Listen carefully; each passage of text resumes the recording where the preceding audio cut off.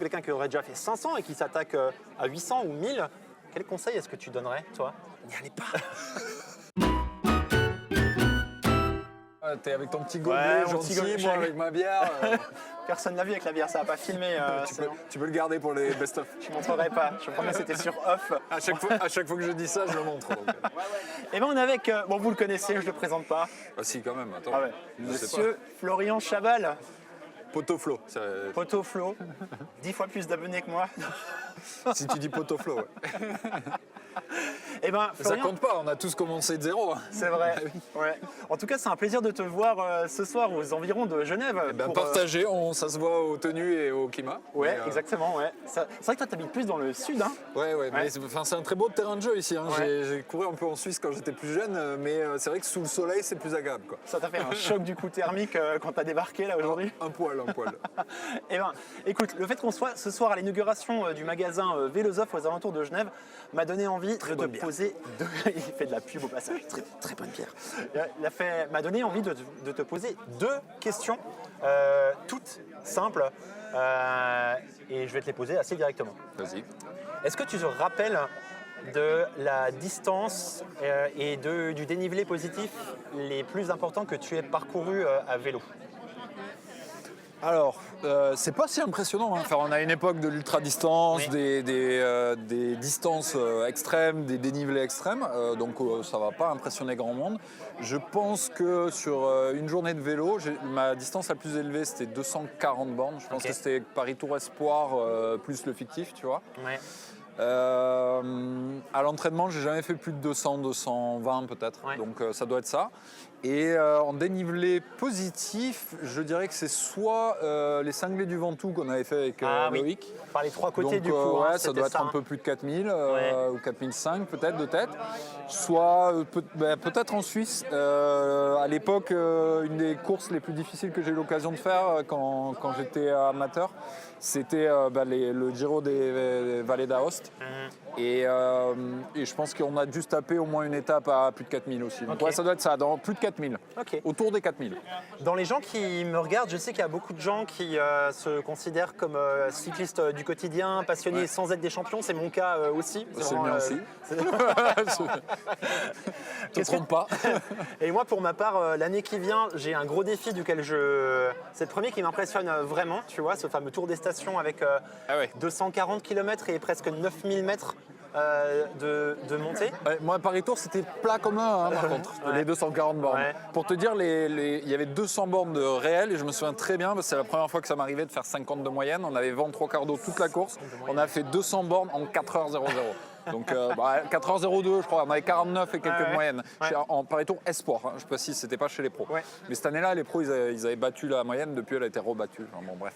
Mais si tu fais ça sur 9000 de D+, ça m'étonnerait quand même. Non, je pense qu'on s'en c'est pas le même défi, quoi. Ce sera 17 de moyenne ou 16, je pense. 240 bonnes, il y a combien de D+? Il y a 8848 en théorie, mais je crois qu'en vrai, ça fait 9000. Eh ben, je sais Pourquoi pas. vous faites ça, les gens? Je sais pas, justement, je ne sais pas. Mais que ce soit pour moi, qui ai déjà fait au max 5600 et qui m'attaque à 9000, ou quelqu'un qui aurait déjà fait 1000 et qui tout d'un coup s'attaque à 2000, ou quelqu'un qui aurait déjà fait 500 et qui s'attaque à 800 ou 1000, quel conseil est-ce que tu donnerais, toi? C'est à vous de me les donner si vous les faites. Je pense que le premier conseil, c'est n'y allez pas. Qu'est-ce que tu veux que je te dise? Non, si, bien sûr, dans la vie, il faut se lancer des défis, aussi cons soient-ils quand on y pense. Après, on se dit qu'on a bien fait de les faire. Mais, et j'ai pas bu beaucoup de bière, hein, je tiens à préciser. Mais je suis naturellement comme ça. Mais quel conseil? Évidemment, préparer. Ça ne veut pas dire les faire à l'entraînement pour se tester. On peut avoir une marge quand même de progression le jour J, il faut la garder, il ne faut pas vous dégoûter avant. Mais si tu ne te prépares pas suffisamment, ça va être vraiment un calvaire. Et si tu dois faire ce genre de truc, il faut qu'il y ait un minimum de plaisir. Donc mon seul conseil, c'est prendre la mesure de ce que tu t'infliges et le préparer en conséquence, quoi, en y allant crescendo. Et au moins, refais, si tu pars sur 8 ou 9000 de D+, refais au moins tes 5000 une fois pour être sûr que tu les as dans les pattes avant de te lancer les 9000 le jour J, quoi. J'allais te poser la question, je pense pas non plus que ça vaille la peine d'aller jusqu'au bout de la même durée ou la même difficulté à l'entraînement. Ça sert à rien d'aller chercher c'est comme un marathonien, toutes les courses ultra, tu les fais pas à l'entraînement évidemment. Et puis on n'a pas le temps, on n'a pas, voilà. Ça va être quelque chose de très traumatique, ça va être quelque chose d'extrême, mais c'est fait pour exister une fois, quoi. Une fois dans l'année, une fois dans une vie, ça dépend à quel point vous êtes maso.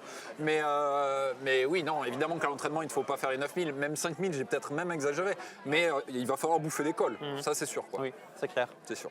Merci pour ces conseils. Les Belges, je suis désolé de vous le dire, mais il va falloir prévoir des training camps en Suisse. Tu sais, j'étais dans le Nord, ils bouffent du vent.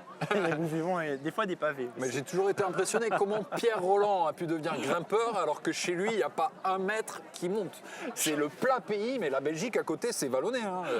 Enfin, bon, bref. Là, on s'éloigne. Merci pour tes conseils. J'ai une autre question pour toi. Tu as fait de la compétition en espoir. Le vélo, c'est quelque chose qui est important pour toi. Ouais. Est-ce que tu te rappelles de ta plus grande émotion, positive ou négative, sur le vélo? Ouais, je veux pas tomber dans le bateau, mais positive évidemment, c'est un grand bonheur spontané de la victoire. D'ailleurs, allez, peut-être je vais me différencier là-dessus, mais j'ai des souvenirs d'émotions plus fortes des victoires collectives que des victoires individuelles. Notamment sur piste chez les jeunes. Il y a 2 choses que je trouve importantes, c'est vraiment les victoires les plus jeunes sont celles qui m'ont donné le plus d'émotion parce que je pense qu'il y a un côté naïveté aussi de la jeunesse, de l'adolescence, etc. Où finalement, être champion régional quand tu as 14-15 ans avec les copains, ça t'apporte plus d'émotion qu'être champion du monde. Je ne l'ai jamais été, hein, mais quand je parle beaucoup, j'ai eu la chance de beaucoup échanger avec les pros. À un certain âge, tu perds un peu de cette innocence et de cette insouciance. Donc voilà, évidemment, c'est le plaisir et le bonheur. On a un photographe devant la caméra, mais c'est pas grave. Et ensuite, attention, il y a... C'est pas grave. Non, c'est vrai. C'est les jeux du direct recoupés. Et émotion donc positive, deux choses. Donc c'est voilà, un peu l'âge qui peut influencer. Malheureusement, on perd un peu de cette insouciance, je pense, avec l'âge, où tu relativises beaucoup. Je pense aux pros aujourd'hui qui ont des vies très professionnalisé, donc évidemment qu'il y a beaucoup de choses qui se libèrent quand tu gagnes certainement, mais je pense que les plus belles victoires finalement c'est les plus simples. Et après, négative, c'est le vélo comme beaucoup de sports, quand tu touches le haut niveau, ça peut être très dur mentalement et voilà, moi comme beaucoup d'autres, je ne veux pas passer pour une victime, mais j'ai connu des moments de dépression sur un vélo, c'est une des raisons pour laquelle j'ai arrêté et voilà, je me souviens de moments où je pleurais à l'entraînement, quoi. Donc pas fun, quoi. Des moments pas fun, mais en général c'est lié aussi à ta vie globale, à ce qui se passe en dehors et voilà, donc si je peux donner un conseil là-dessus, si vous ambitionnez le haut niveau, voilà, il faut avoir un bel équilibre mental, familial, qui entoure le reste, voilà, pour passer ces moments-là. Mais ouais, je me souviens de moments de grande joie sur un vélo et des moments aussi de tristesse où, voilà, à l'entraînement, c'était compliqué, quoi. C'est super intéressant ce que tu dis. On n'avait pas prévu de faire aussi long, mais j'aimerais rebondir sur ce que tu dis. Tu m'avais pas dit qu'il fallait faire 20 secondes. Ça me parle. Non, justement, j'aimerais moi rajouter un truc parce que. Attends, je prends ma bière, parce qu'on est parti pour quelques... Ça me parle ce que tu dis parce que, en fait, quand on fait vite fait une. Enfin, tu vois, forcément, ton nom sur Internet il sort et quand on te recherche à vite fait, on voit voilà, que tu as commencé une carrière pro et puis ce qui est écrit, c'est que. Elle s'est arrêtée à 21 ans pour cause de surentraînement. C'est ce que je lis, tu vois, je lis ça pour cause de surentraînement et tout. Et je trouve effectivement causes, ça doit être super difficile quand t'es pas juste le haut du panier. D'autant plus aujourd'hui où on sait tout comparer. On sait comparer les puissances, le FTP des pros. On voit les vitesses moyennes qui augmentent de manière incroyable. On a une difficulté dans la compète qui devient de plus en plus incroyable, je trouve. Et j'imagine la pression que ça doit être de s'entraîner au quotidien et en plus après, ce que je trouve toujours, tu sais, quand tu regardes des courses, d'avoir des gens qui sont des commentateurs sportifs ou des fois qui sont dans leur canapé et tout et qui viennent te reprocher « pourquoi il n'a pas attaqué à 15 km ? Oh, il n'est pas très en forme aujourd'hui, Van Der Poel, tu vois ?» Enfin, ça doit être une pression monstrueuse. Chez les pros, moi j'ai pas connu ça. J'ai couru à un niveau, certes, à un haut niveau chez les jeunes, mais j'ai pas connu une vraie carrière professionnelle. Donc, et surtout une carrière professionnelle aujourd'hui, ça a peut-être même plus rien à voir par rapport à une carrière professionnelle il y a 20 ans. Parce que tout se professionnalise, on en a parlé. Mais Ouais, il y a beaucoup de pression dans le sport de haut niveau. Je pense que ça, c'est un lieu commun de dire ça. Mais je pense que nous, on fait des sports où on se met beaucoup de pression tout seul aussi, tu vois. Et c'est ça qu'il faut savoir gérer. Et notamment, un bon conseil pour les jeunes, c'est de garder toujours un pied dans le réel et pourquoi pas continuer les études le plus longtemps possible. Parce que moi, l'année où j'ai fait une sorte de burn-out ou de dépression, c'est l'année où en gros je m'étais dit je me consacre qu'au vélo. Donc c'était la première année où j'avais que ça et donc j'ai mis beaucoup de pression là-dessus. Donc après on est tous différents, peut-être que pour d'autres ça marche très bien, hein, mais voilà, pour moi je sais que ça n'a pas fonctionné et il y a plein de raisons derrière. Hein. Moi j'ai donné surentraînement comme raison, mais quand tu regardes à l'époque je faisais la moitié des kilomètres de ce que font les espoirs aujourd'hui. Hein. Donc c'était pas en termes de charge d'entraînement, c'était peut-être même plus. Aujourd'hui que j'ai beaucoup plus de connaissances, on a tous globalement beaucoup plus de connaissances, c'était plus pour des raisons de malnutrition. Tu vois Parce que augmenter les charges d'entraînement sans augmenter... C'est bizarre de dire ça aujourd'hui, mais on a beaucoup de connaissances sur la nutrition, on a l'impression que les cyclistes se privent beaucoup. Alors c'est vrai dans certaines phases, mais en réalité, bien se nourrir quand tu es cycliste, ça signifie aussi avoir les bons apports quand tu es dans des phases de charge de travail hyper importantes. Et des fois, tu reprends des doses alors que tu es déjà à satiété, quoi. Bref, on s'est largement éloigné du sujet, mais tout ça pour dire que c'est un ensemble et qu'il faut être bien entouré, à la fois professionnellement, mais à la fois personnellement, pour que tout s'imbrique quand on veut être un athlète de haut niveau. Donc tout compte et voilà, et c'est pas donné à tout le monde aussi mentalement. Et voilà, puis, il y a l'appel de la vie des fois, tu vois, voilà, c'est comme ça. On n'est pas tous faits pour être des top coureurs. Et j'ai beaucoup de respect, comme tu le disais, notamment pour les pros moyens, parce que quand tu t'appelles Van der Poel ou Evenepoel, c'est entre guillemets, c'est bon. C'est entre guillemets plus facile de suivre ta destinée parce que tu sais que tu es destiné à ça. Tu es le meilleur du monde dans toutes les catégories, tu passes toutes les générations, tous les âges. Voilà, tu sais que ton destin il est là, quoi. Je dis pas que ça en rend leur métier plus facile et que ça enlève quelque chose à leur talent. Mais je dis juste que par contre, celui qui galère pour passer pro, qui galère tous les ans pour faire renouveler son contrat, voilà, j'ai beaucoup de respect pour ce gars-là, peut-être même plus que pour eux, tu vois. Merci d'être allé sur ce terrain.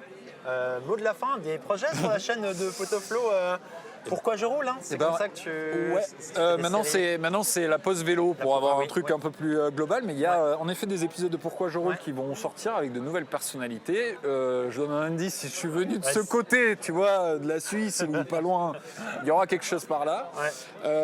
Et puis on en a parlé un peu en off, mais tu m'as pas mal inspiré sur le fait que j'ai envie de faire aussi des vidéos avec des vélos premier prix, ou en tout cas... un peu plus abordable, parce que c'est vrai qu'on a tendance aussi des fois à profiter de notre situation et de l'engouement des partenaires pour essayer des vélos très beaux mais aussi très chers. Et voilà, donc j'ai envie de pousser un peu ça aussi sur la chaîne. Et ben on se réjouit de te voir sur un vélo pas cher. Moi j'en ai déjà trouvé un. J'ai déjà à ce jour-là 2 vidéos qui sont sorties, la troisième. Écoute, pourquoi pas, j'attends tes suggestions. Si tu veux me prêter un vélo pour tester quelque chose, on peut en parler. Volontiers, je peux te le prêter. En plus, on est à peu près la même taille. Tu vois, voilà, on a lancé un truc. Merci beaucoup. À toi. Elle s'est pas réchauffée au moins. Oui, c'est vrai.